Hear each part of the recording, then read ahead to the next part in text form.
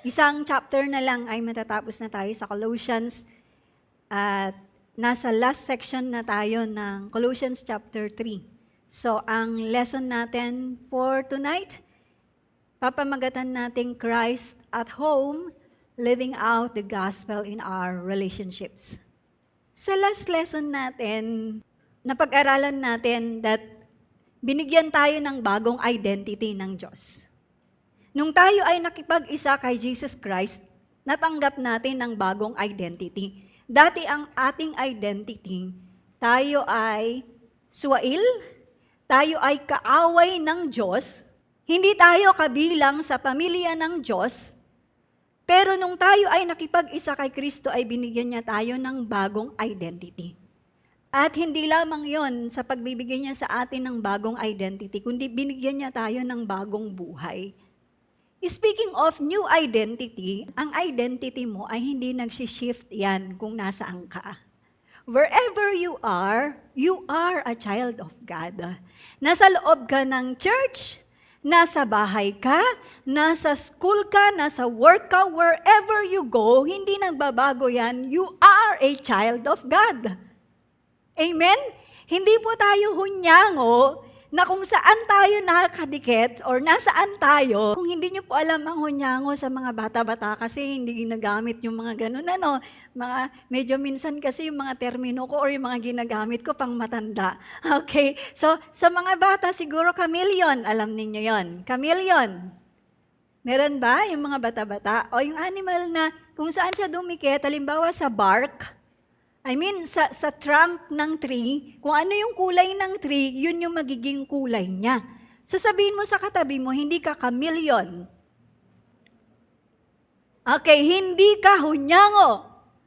So ang identity natin na tinanggap natin kay Jesus Christ, hindi yan nagbabago. Ulit-ulitin ko sa inyo, hindi nagbabago ang ating identity. Loob at labas ng church, nasaan ka man, ikaw ay anak ng Diyos. Amen?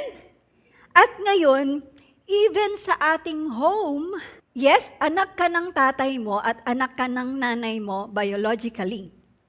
But then, nung tumanggap ka kay Jesus Christ, ang iyong spiritual DNA ay hindi galing sa iyong mga magulang. Ang DNA mo ay galing sa ating Diyos. Because you are born from above nung ikaw ay tumanggap kay Jesus Christ. Now, dito, ang gusto ng ating Panginoon that will live out ang gospel in our relationships, especially sa loob ng ating tahanan.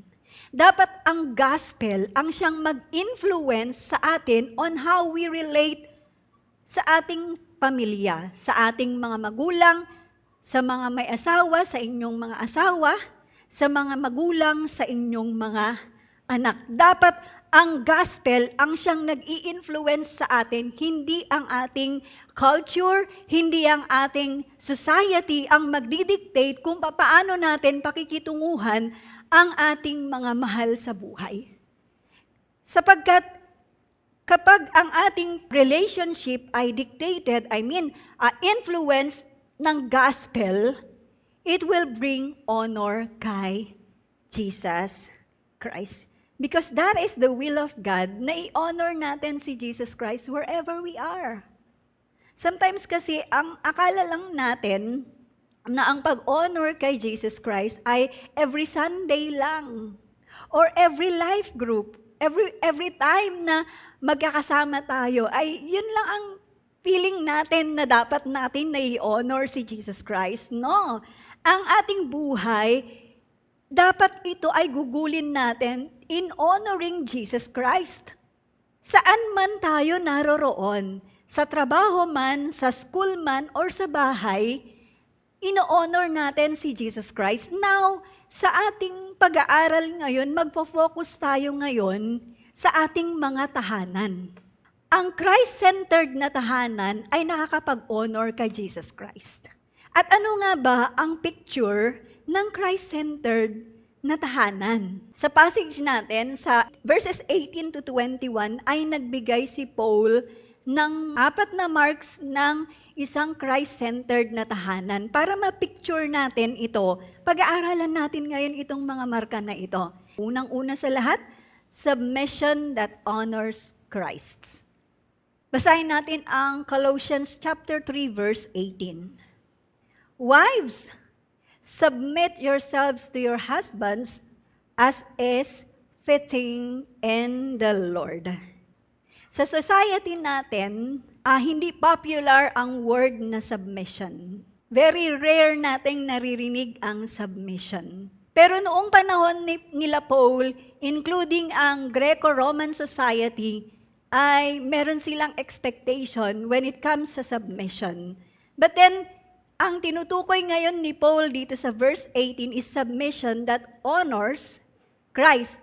Tingnan natin ngayon, wives, ang sabi niya, wives. Sino ang ina-address ni Paul dito na wives? Wives in general ba? No, ang ina-address niya rito ay walang iba kundi yung mga Kristiyanong babae na married. So wives. So hindi niya ina-address ang mga outsider, ang in-address ni Paul dito kundi yung mga Kristiyanong babae na married. Meron siyang utos sa kanila. Ano yon? Submit. Now, sa atin, sa modern times ay, sabi ko nga sa inyo, very foreign sa atin ang word na submission. Kasi we wanted to be free. Bakit may submission? Ang hirap na hirap ang mga babae na mag-submit sa kanilang mga husbands. Kasi ito nga ay very foreign sa kanila dahil nga sabi na ang babae at ang lalaki ay equal. So bakit siya magpapasakop? Tama ba yung sinasabi nila na equal ang babae at ang lalaki? Tama yon. Kasi ang sabi ng Galatians, wala ng babae, wala ng lalaki. Hindi niya sinasabing wala ng kasarian, no? Kundi ang sinasabi niya, sa harapan ni Jesus Christ, pantay-pantay ang lahat ng tao. But then, ano nga ba itong submission na ito? So tingnan muna natin kung ano nga ba ang kahulugan ng salitang submit. Nakuha actually itong word na submit, ang Greek word niya ay hupataso. Ito ay nakuha sa military term, na ibig sabihin niyan, falling under doon sa ranks. So sa military kasi ay may ranks sila. May general, di ba? So may sunod-sunod yan, may ranks yan. Now ngayon, sa ginamit ni Paul na ito, ang meaning nito ay nilalagay mo ang sarili mo voluntarily sa ilalim ng authority. Yan ang ibig sabihin ng submit na ito. With that meaning, ang submission dapat ay voluntarily. Hindi siya sa pilitan. Hindi ka pinwersa ng iyong asawa na magpasakop. Ikaw ay willing na magpasakop sa authority na meron sa iyong asawa. Ang submission pa ay respectful, hindi siya resentful. Meron kasing mga nagpapasakop sila sa asawa nila pero wala yung respect. Hindi po totoong submission yung ganon. Dahil ang totoong submission, nandoon ang respeto mo sa iyong asawa. Bagamat hindi siya minsan karapat-dapat sa respeto. Sa mundo, irerespeto kita kung karapat-dapat ka sa respeto. Pero kasi sa atin as Christian, meron mamayang maiayos yung ating mga mindset pagdating sa submission. Now, hindi lamang siya willing na submission, hindi lamang siya respectful na submission, kundi ito din ay motivated with a sense of purpose. When we say motivated with a sense of purpose, sabi ko nga sa inyo kanina, ang identity natin as a children of God or as children of God, hindi siya nababago. So even in our relationship, dapat yung identity na yun lalabas.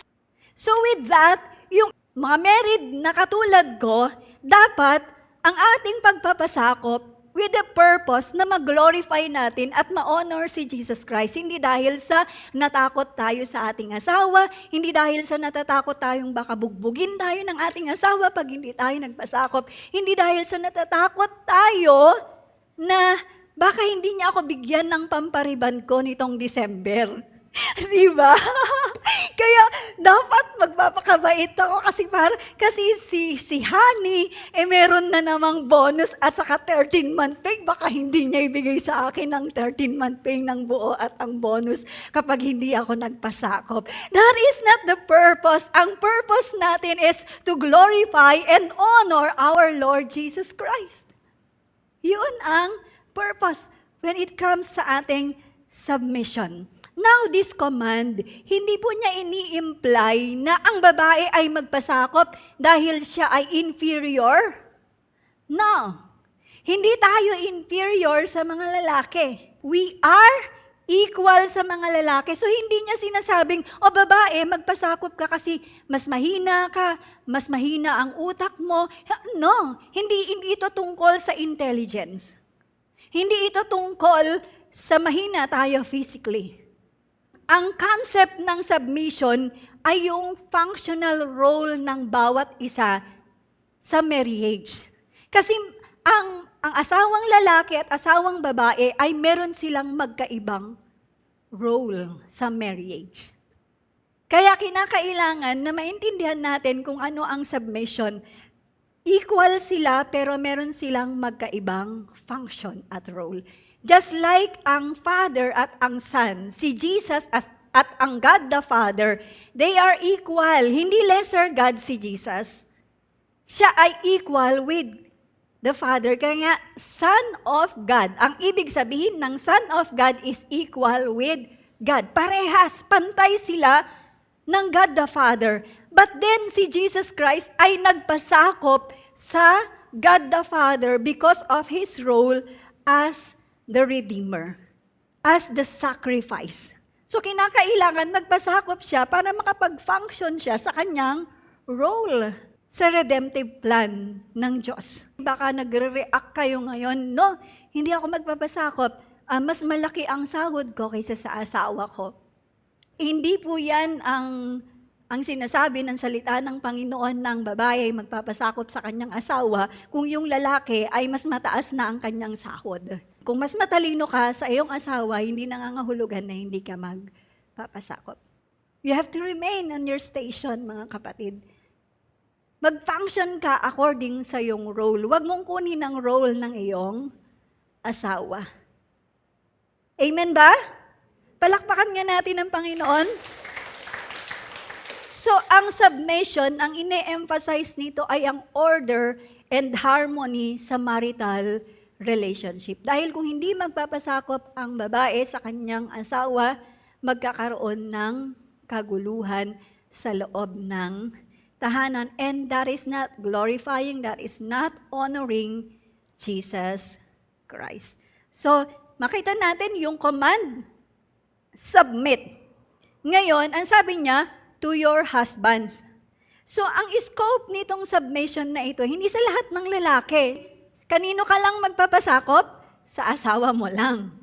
Sa kanya ka lang magpapasakop. To your husband. Sa inyong respective na husband.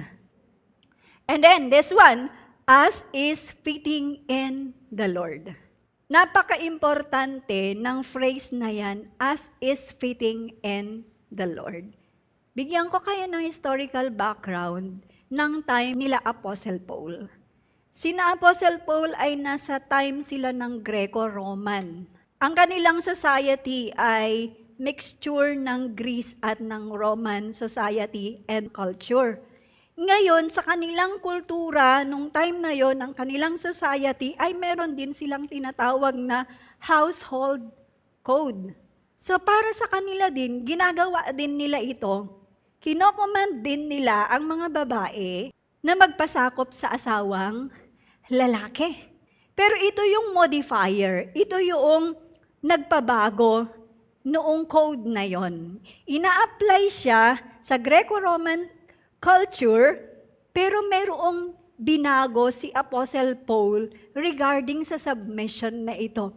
So para maintindihan natin ng as is fitting in the Lord, nung time na yon, ang babae, they were beaten into submission. Binubugbog sila. Pwede silang saktan ng kanilang asawa until they learn to submit.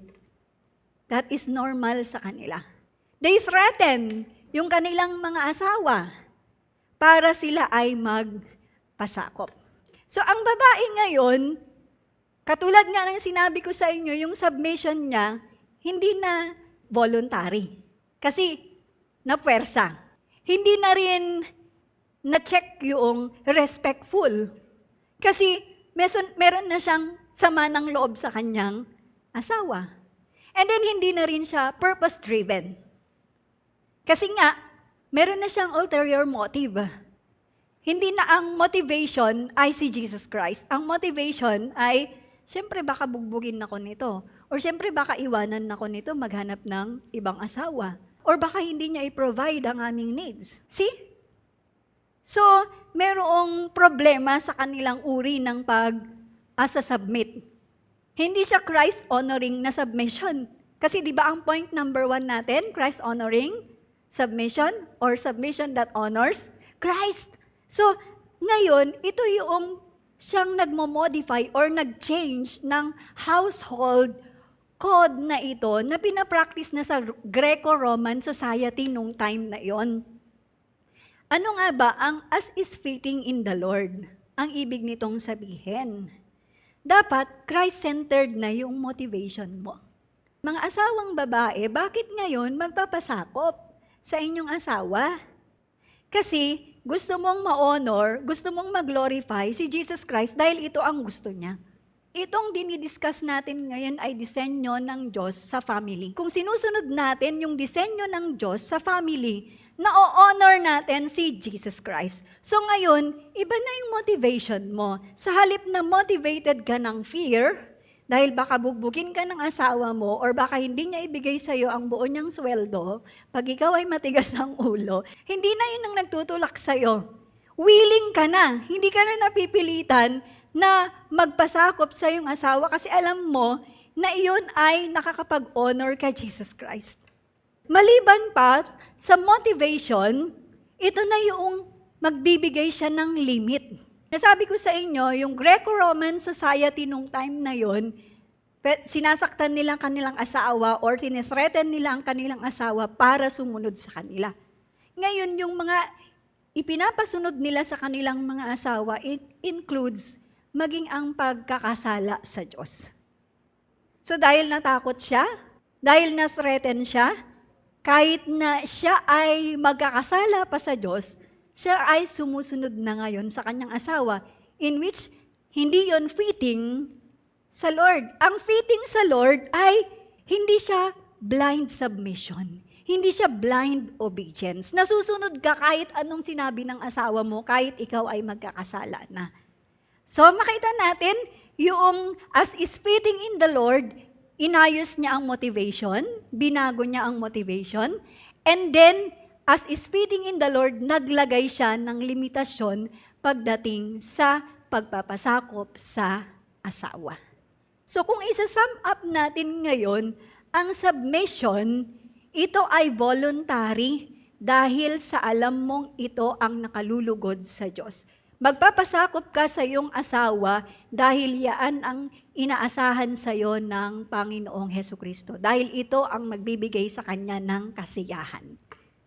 At ang pagpapasakop mo ngayon ay hindi siya blind submission, kundi ito ay according sa kalooban ng Diyos. Hindi ka magpapasakop sa asawa mo kung ang sinabi niyang gagawin mo ay laban sa salita ng Diyos. So ngayon, tingnan natin kung ano nga ba ang sagot ni Apostle Peter regarding sa situation na ito, na kung ang believer na babae, ang kanyang husband ay unbeliever. 1 Peter chapter 3 verses 1 and 2. Kayong mga babae, magpasakop kayo sa asawa nyo. So, ibig sabihin, magpapasakop pa din. Pero wag nating kalilimutan yung principle, as is fitting in the Lord. Yung pagpapasakop mo, hindi dahil nang bubugbog ang iyong asawa. Ano ba? Nagpapasakop ka because you wanted to honor Jesus Christ in your marriage. Amen? And then, there's a limit. Kung sabi niyang gagawa ka ng hindi maganda, that is no. Pero hindi mawawala ang respeto. Tingnan natin, upang kung ang asawa niyo'y hindi pa naniniwala sa salita ng Diyos, maaring madala niyo sila sa Panginoon. So makita natin, ang pagpapasakop ay may purpose. Hindi siya nagpasakop lang. Ano ang purpose dito? Upang ang hindi nananampalataya na asawa ay kikilala rin sa ating Panginoong Hesukristo. Possible na itong mga asawang lalaki na ito, dito sa ina-address ni Peter, possibly nakarinig na sila pero alam ninyo, ayaw nilang pangmaniwala. Or possibly kasi, baka yung asawa na Kristiyano, mabunga nga siya sa loob ng kanilang tahanan, hindi niya nirerespeto yung kanyang asawa. Ang respect, binibigay yan. Kasi sa atin, sa society natin, sabihin niyan, you have to gain my respect. Kung respectful ka na tao, bibigay mo ang respeto sa kapwa mo taong, whether they deserve it or not. It's because you are a respectful person. It defines you. Yung pagre-respeto mo, it defines you. Kasi respectful ka, kaya nire-respeto mo, karapat dapat o hindi. It's because you are respectful. So, balik tayo dito. Maaring madala nyo sila sa Panginoon sa pamamagitan ng mabuti nyong pag-uugali. Kahit na hindi kayo magsasalita. Now, this one, kahit na hindi kayo magsasalita, sabi niya, madadala nyo sila dahil sa magaganda nyong ugali. Hindi po nito sinasabi na hindi na tayo mag-share ng gospel. Walang contradiction ang salita ng Panginoon. Ang sinasabi ni Apostle Peter dito, walang iba kundi ipakita natin ang bunga ng gospel sa ating buhay. Ipakita natin na ang gospel binago tayo. Para yung sinasabi natin, kung nagwi-witness kayo sa inyong asawa, nakikita nila congruent yung witness mo at yung buhay mo. Congruent yung mensahe mo. When I say congruent, parehas. Parehas ang iyong sinasabi, yung power ng gospel that can change life, nakikita nila that you are also changed. Hindi kasi po pwedeng sasabihin natin ng gospel, binabago nito ang buhay ng tao and then hindi niya nakita ang change sa iyong buhay, hindi siya maniniwala. So, mga kapatid, kung ang asawa ninyo ay hindi pa nananampalataya, huwag nating kalilimutan itong 1 Peter chapter 3 verse 1 and 2 sapagkat nakikita nilang may takot kayo sa Diyos at malinis ang pamumuhay ninyo. Pag nakikita ng inyong mga asawa ang uri ng inyong pamumuhay, paniniwalaan nila ang gospel na siyang ipinapahayag nyo. At dahil doon sila ay maliligtas. Amen? So magpasakop kayo, huwag nating kalilimutan yung principle, as is fitting in the Lord. So ngayon, ano ang application natin dito sa point number 1 natin? Submit with Christ-centered attitude.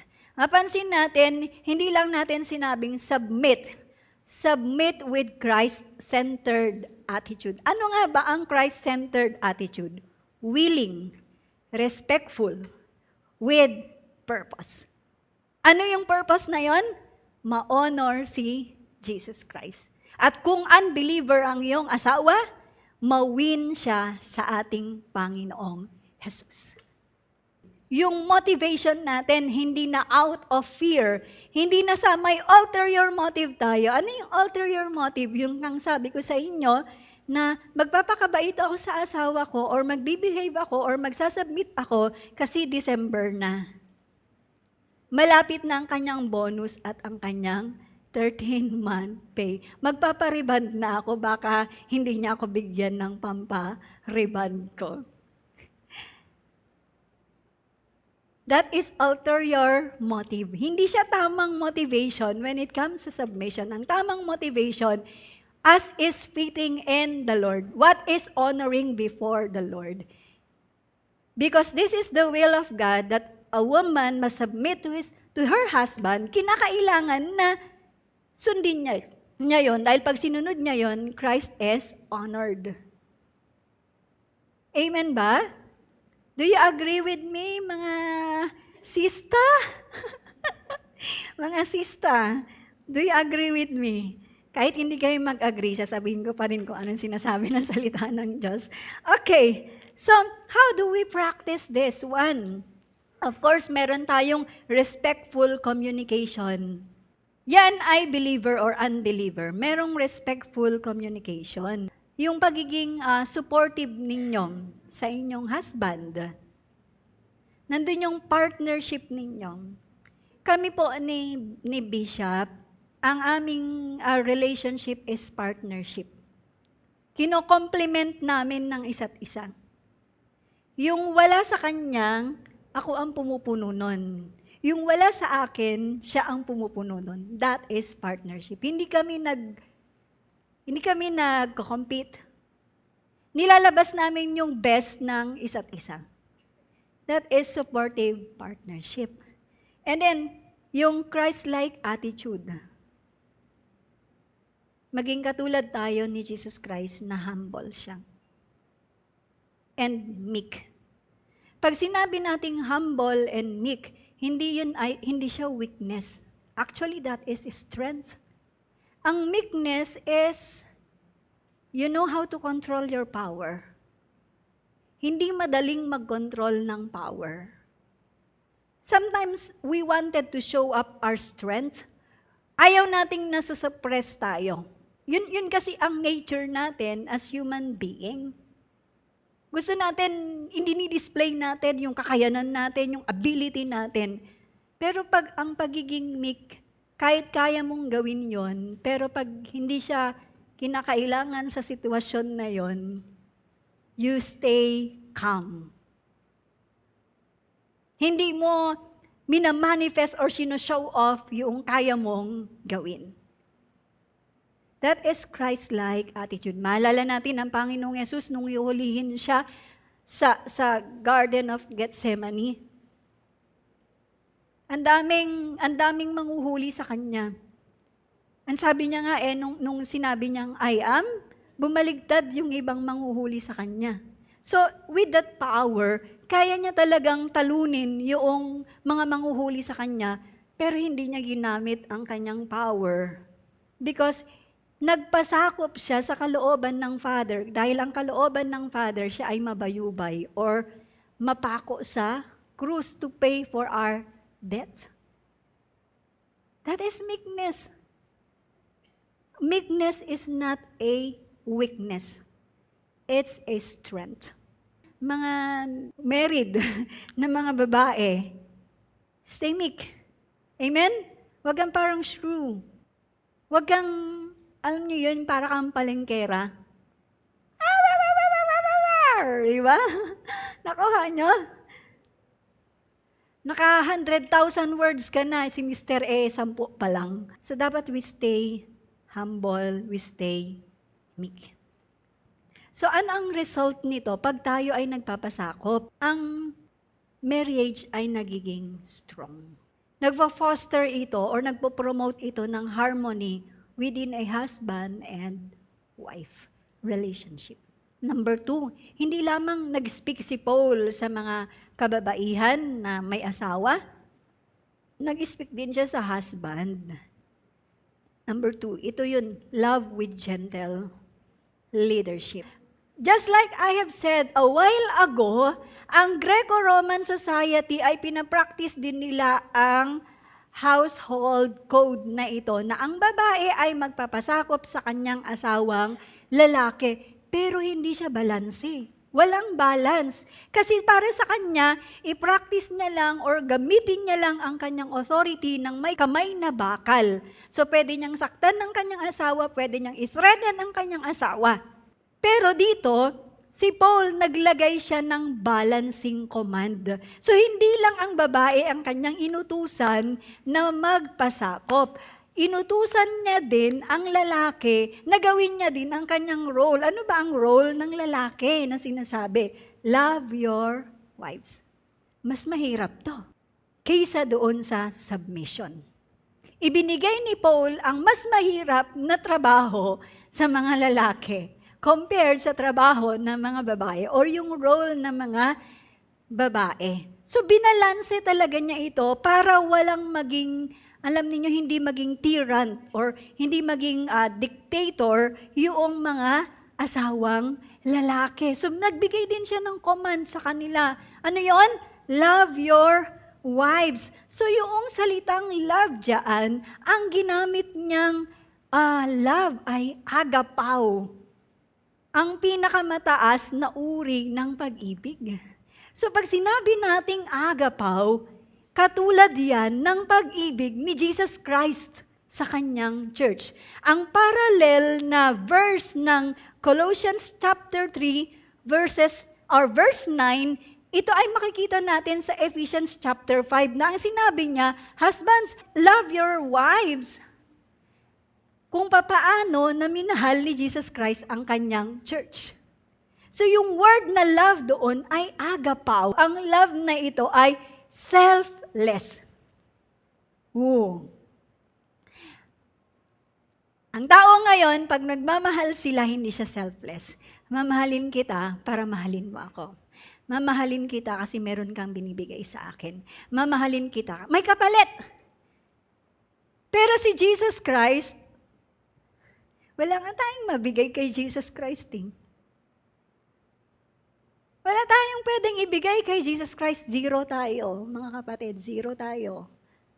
Wala tayong pwedeng ibigay sa Kanya. Pero namatay siya para sa atin. Ang sabi ng Romans chapter 5 verse 8, while we were yet sinners, Christ died for us. Habang makasalanan pa tayo, namatay si Jesus Christ para sa atin. Hindi niya tayo hinintay na mahalin siya. Hindi niya tayo hinintay na hanapin siya. Siya ang naghanap sa atin. Ang God the Father, siya ang gumawa upang mapacify ang kanyang anger sa atin. Siya ang nagbigay ng sacrifice, which is Jesus Christ. So tayo, itong ating katatayuan ngayon, wala tayong ginawa. Ito ay ginawa lahat sa atin ng Diyos. Ginawa niya lahat para sa atin. And that is selfless love. Hindi siya naghahanap ng kapalit. Maring sabihin ninyo, Pastora, di ba sabi ng Lord, mamahalin natin siya. Yes, sinasabi niya yun because that is for your good. That is for our own sake. Kaya niya sinasabing we have to love Him with all our hearts, with all our minds, with all our souls, and with all our strength. That is for our good. Hindi tayo kailangan ng Diyos because God is God without us.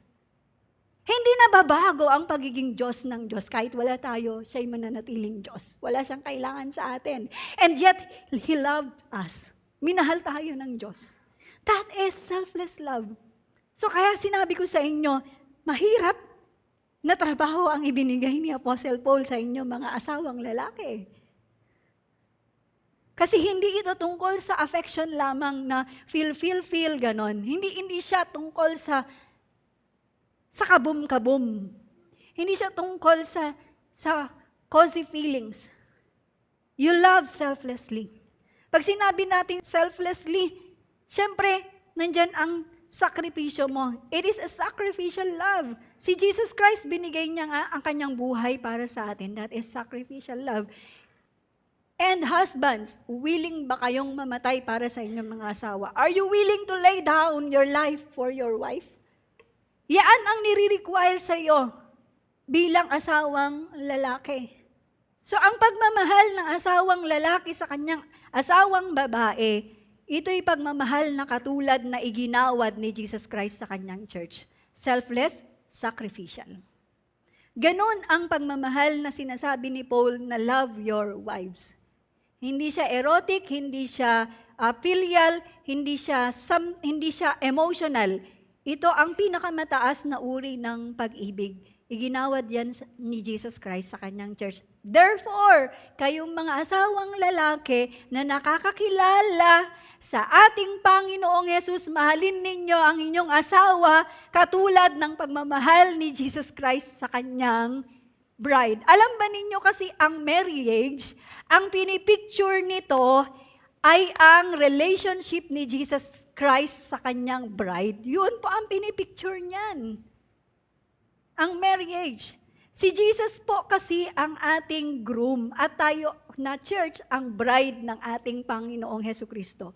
Kung si Jesus minahal niya ang kanyang church, willing siyang ibigay ang kanyang buhay, pinoprotektahan niya ang kanyang church, ganon din ang asawang lalaki. You protect your wife, you love her, while ang church naman ay nagpapasakop sa lordship ni Jesus Christ. So tayo din naman na mga believers na asawa ay magpapasakop tayo sa ating asawa. Kung hindi natin gagawin yon, hindi na-honor si Jesus Christ dahil kapag hindi tayo nagpapasakop at yung lalaki hindi niya minamahal ang kanyang asawa, distorted yung image na dapat na ma-picture na relationship ni Jesus Christ.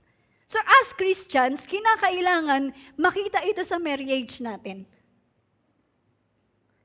Kaya napakahalaga, mga young people, babae, lalaki, mag-asawa kayo ng totoong Kristiyano, hindi Kristyanuhan.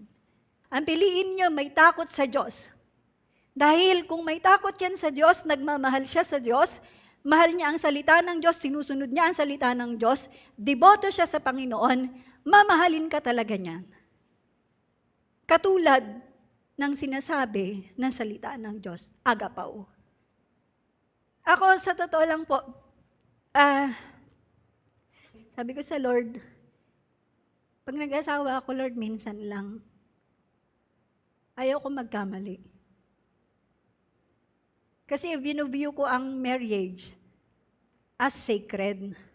Minsan lang ako mag-asawa, Lord, sabi ko, ayaw kong ulit. Na pag nagkamali ako, hiwalay. Naintindihan ko kasi na hindi ko pwedeng hihiwalayan pag nagkamali ako. So, nang decision ko after ko mag-graduate, sabi ko, Lord, alam ko na ito na yung time na mag-aasawa ako. Kasi yun nga sa calling. So, pinakita sa akin ng Lord ng dapat the same na calling, tapos yung kaya kanyang i-lead. Kasi ang lalaki ay leader. I-lead ka niya nang papalapit sa Panginoon, hindi papalayo. So nakita ko si Bishop, he loves the Lord. Lagi siya nagbabasa ng Bible, lagi siya nagpe-pray. Sa loob ng 1 taon, 4 times niya natatapos basahin ang Bible. He loves to meditate God's Word. Tinuturuan niya rin ako ng salita ng Panginoon on how to interpret the Word of God. Ini-encourage niya akong mag-aral ng salita ng Panginoon. Nakita ninyo yun? So, para sa akin, napadali ang utos na submission dahil pinakita ni Bishop ang love ni Christ sa akin. Hindi po ako binugbog ni Bishop para sumunod. Hindi niya rin po ako trineten na hindi na kita mamahalin kasi matigas ang ulo mo. Hindi.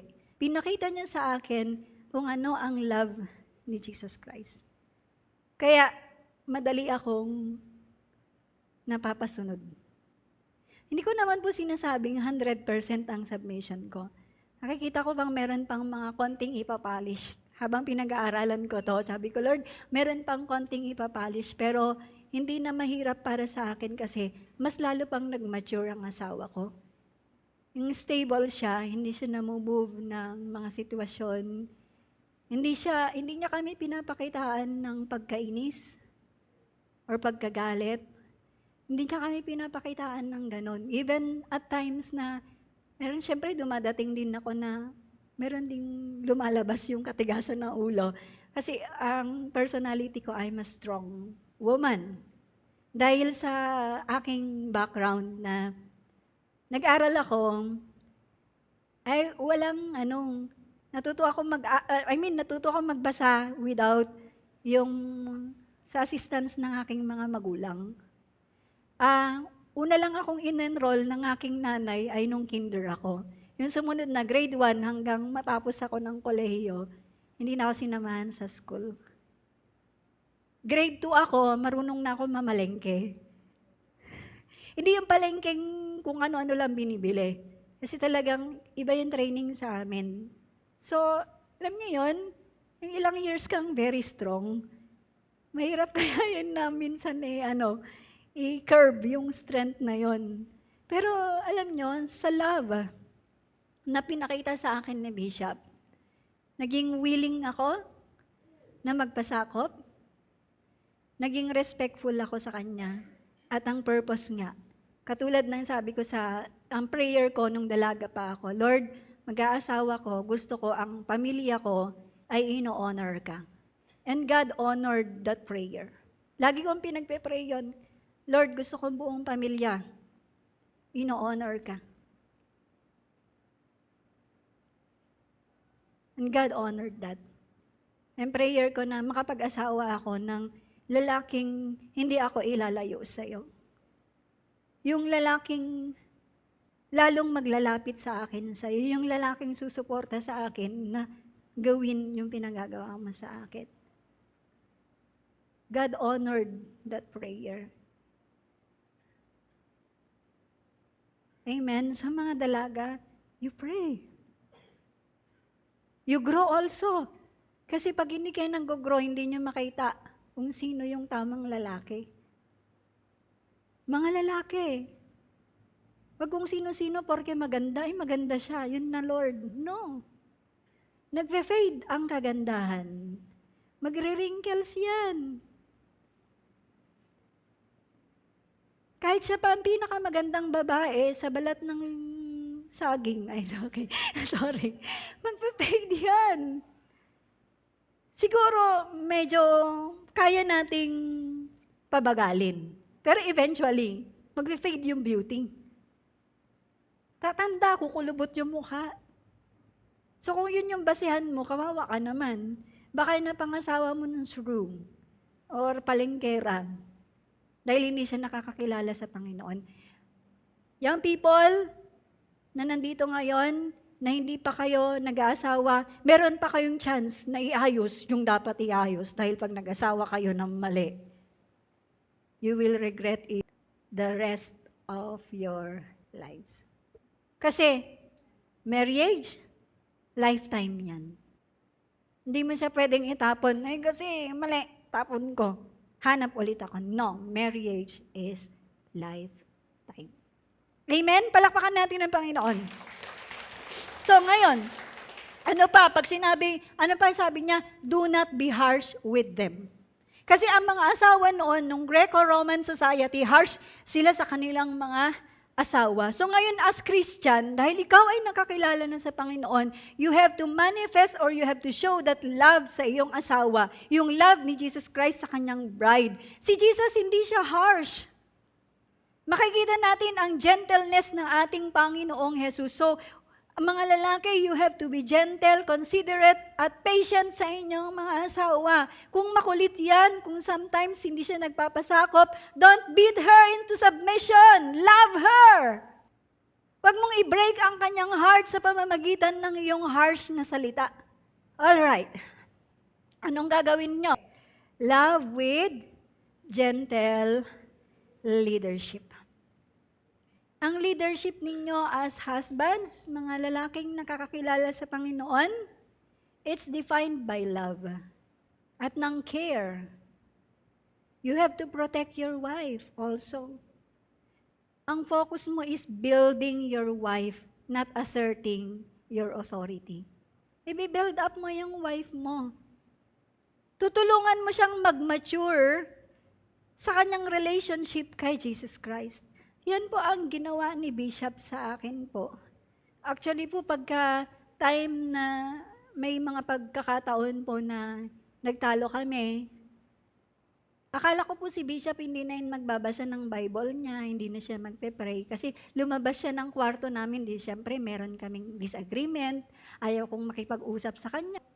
Umaalis siya, akala ko hindi yun magbabasa, hindi siya magpe-pray. Pero pag sinisilip ko siya, kung anong ginagawa niya, akala ko nanonood ng TV. Wala, hindi siya nanonood ng TV. Ang gagawin niya, nakaharap siya dun sa Bible niya.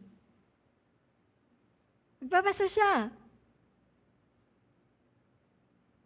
And then makikita ko maya-maya nagpe-pray na siya.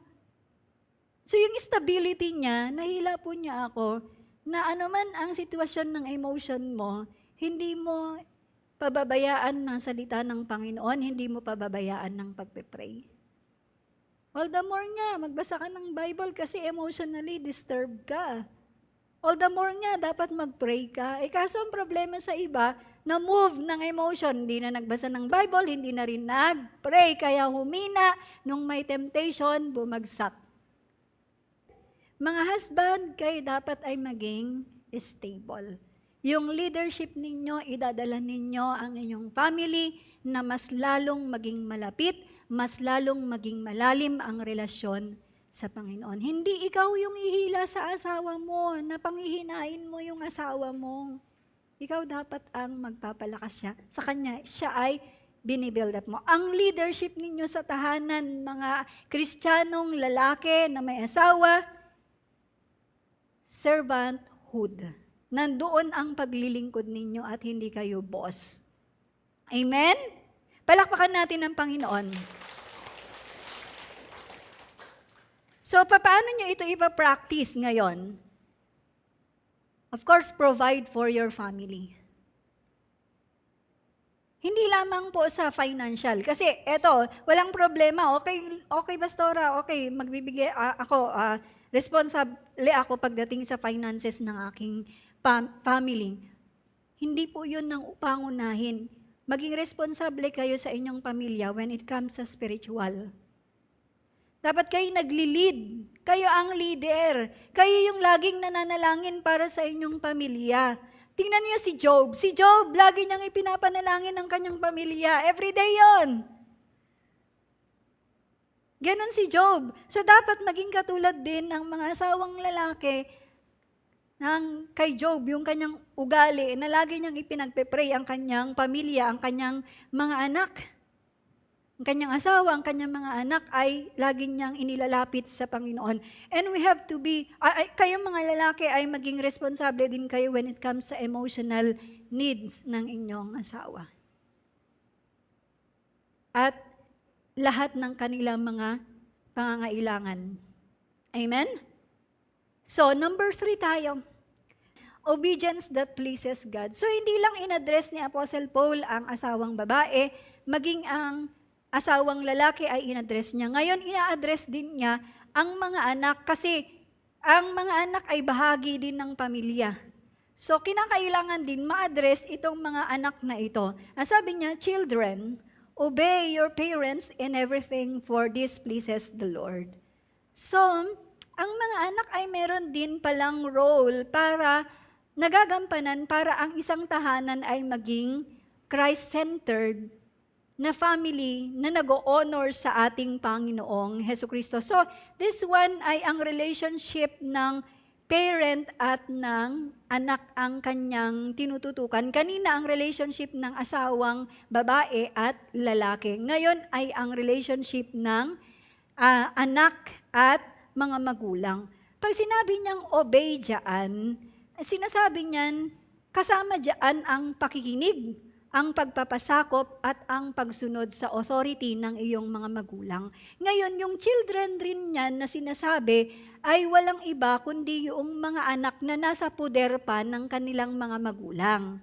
So, hindi na po kabilang dyan yung mga anak na meron ng asawa na nakahiwalay na. Kasi sila ay meron ng sariling pamilya.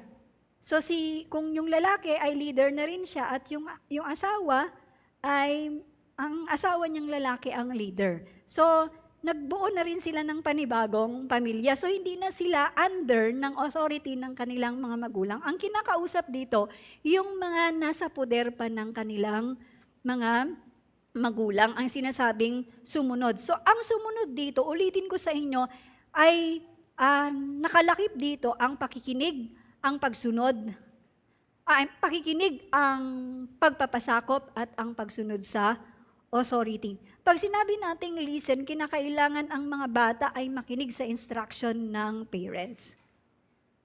And parents, ang instruction ninyo hindi dapat galing sa mundo, hindi galing sa society, kundi galing sa salita ng Panginoon. So ano ang qualifier nito or modifier nito? Yung in everything. Ang pagsunod sa mga magulang ay hindi siya selective. Yung mamimili ka, pag gusto ko ito, susunod ako. Pag hindi ko gusto, hindi ako susunod. Kinakailangan susundin natin ang ating mga magulang, anuman ang pakiramdam natin sa inuutos nila. Gusto mo man o hindi, susunod ka dahil gusto mong i-honor si Jesus Christ. Now, sabi dito, in everything, for this pleases the Lord. Huwag nating kalilimutan na ang submission dapat pleasing sa Panginoon. So, ibig sabihin, merong ulit limitation. Pag inutusan ka ng magulang mo na ito'y nagsasabing babanggain mo ang salita ng Diyos, that is the only time na hindi ka susunod. Kasi ang ating motivation kung bakit tayo sumusunod para ma-please si Jesus Christ. Ang magkasala ka, hindi ma-please si Jesus Christ. Now, ngayon, pag sinabi ng mga magulang ninyo, mag-church ka lang, huwag kang mag-serve. Gagawin nyo ba? Hindi, kasi hindi pleasing sa Panginoon yon dahil ang salita ng Diyos, sinasabi niya na ang lahat ng mga nakakilala sa Panginoon ay kinakailangang mag-serve. Tama ba? Amen? So, kinakailangan alam natin yung boundary ng ating pagsunod, mga anak. So, ano ang dapat nyong gawin? Obey parents to honor God. Yung pagsunod nyo na ngayon ay dahil sa gusto nyong i-honor si God, hindi dahil sa na sundin nyo lang yung mga magulang nyo kasi mahal nyo sila.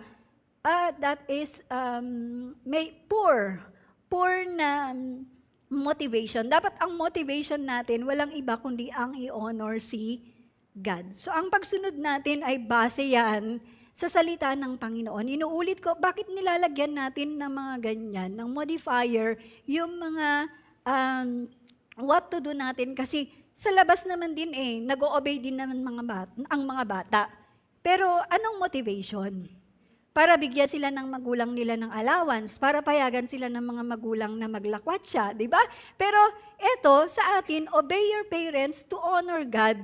Kaya ka sumusunod, hindi dahil sa ulterior motive, sumusunod ka dahil gusto mong i-honor si God. So sa practical na application na ito, sa mga household chores, di ba? May trabaho kayo sa bahay, hindi mo tinatakasan yun. Hindi ka nagdadabog pag inutusan ka ni nanay. Pag sinabi ni nanay, maglinis ka, maglilinis ka. Or hindi ka pa nga inuutusan ginagawa mo na yun. Alam mo na kasi kung anong dapat mong gawin. Hindi mo na hinihintay pang utusan ka. So yun yung mga practical na mga bagay na dapat nating gawin. Pag inutusan tayo, hindi tayo sisimangot kay mama or kay papa. Pag inutusan tayo, hindi tayo susunod na merong dabog. Amen? Mga anak? Yes! Wow! Ngayon, meron ding balancing command yan.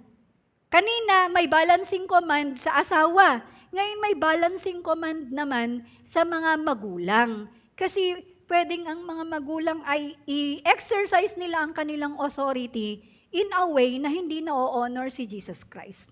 Tingnan natin, Colossians chapter 3 verse 21, Fathers, do not embitter your children, or they will become discouraged. Makita natin dyan, ang tinukoy na fathers dyan ay mga parents. So tayong mga parents, i-exercise natin ang ating authority sa ating mga anak in a loving manner. Hindi siya authoritative, hindi siya dictator. Dahil kung tayo ay naging authoritative sa kanila or dictator, may embitter natin sila. Sa ibang translation, ang ginamit is crush yung spirit, mai-crush yung kanilang spirit. Pagkakapaliwanag ng mga commentator dito wag silang inisin, wag silang i-irritate. Kasi kapag tayo ay naging dictator sa kanila, hindi natin pinractice yung ating authority over them, sila ay nakakrush ang kanilang spirit or sila ay nai-irritate at dahil nai-irritate sila, nahihirapan silang sumunod sa atin. So dapat hindi tayo maging authoritative sa ating mga anak. So ano ang ating application regarding dito?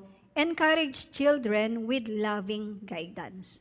So ngayon, yung ating pag-i-instruct sa ating mga anak, hindi na siya in the spirit of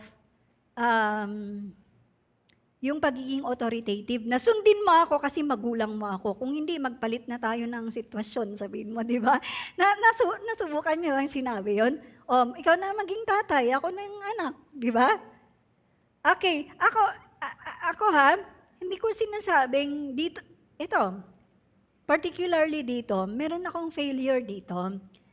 Due to, alam niyo yung fear na yung mga anak ko ay mapariwara. Kasi nung nasa school na sila, medyo na-lessen na yung hours ng pagsasama, na kasama namin sila. At minsan pag dumadating kami sa bahay, tulog na sila. So, yung instruction namin ni Bishop, medyo nalilesen na at mas marami na silang time or mas marami na silang exposure sa labas sa mga hindi nakakakilala sa Panginoon. And out of my fear na sila ay malayo, hindi ko napansin na yung way ng pagtitrain ko sa mga anak ko ay naging authoritarian.